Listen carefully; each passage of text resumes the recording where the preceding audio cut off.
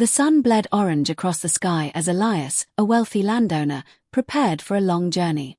His courtyard smelled of freshly baked bread, the sharp tang of olive oil lamps mixing with the dust of packed luggage.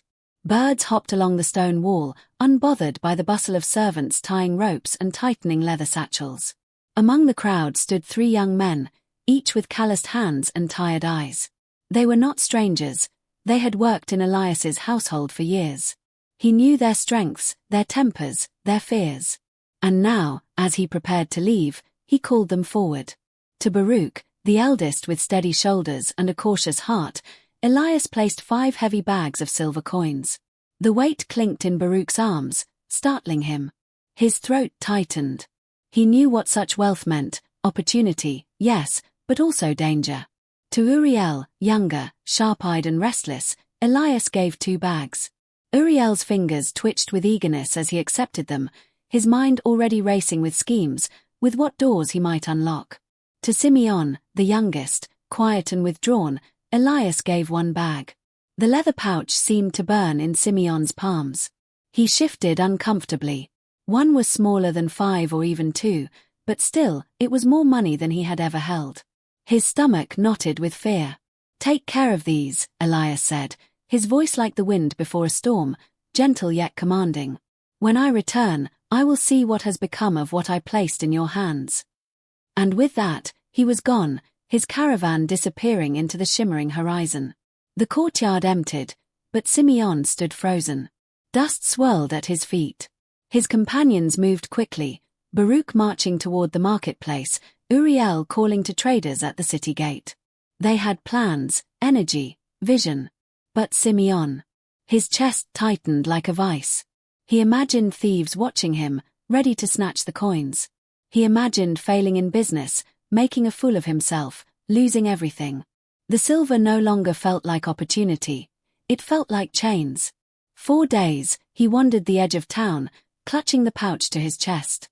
He saw Baruch negotiating with builders, his 5 bags now bricks and timber rising into sturdy homes. He saw Uriel with merchants, his 2 bags exchanged for spices, oil, and cloth, goods multiplying before Simeon's eyes. Each sight pierced him with shame. He was like them, same age, same background, even raised in the same streets. Yet where they moved boldly, he cowered. One night, under a sky heavy with stars, Simeon made his decision. With trembling hands, he dug a hole at the edge of his family's field. The earth smelled of damp roots and stone. He lowered the pouch inside, covered it with dirt, and pressed it flat with his palms. Relief washed over him, at least now it was safe. Hidden. Untouched. But as the days turned into weeks, relief soured into regret.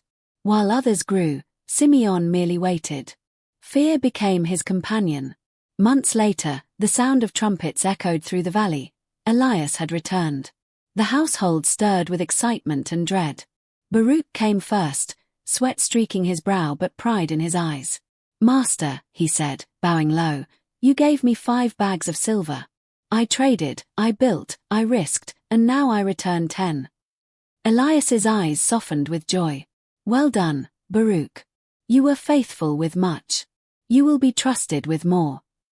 Next, Uriel stepped forward, his cloak carrying the scent of spice markets. "Master, you gave me 2 bags.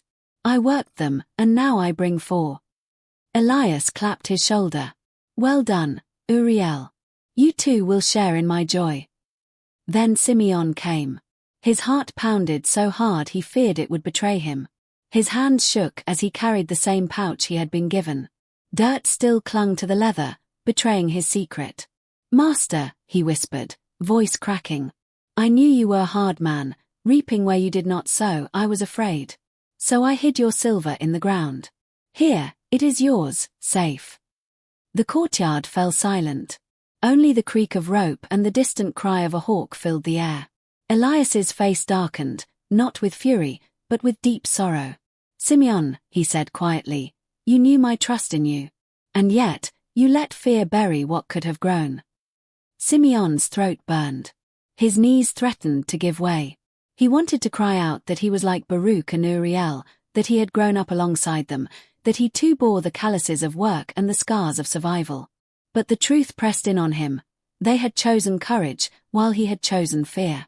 And then came the final sting.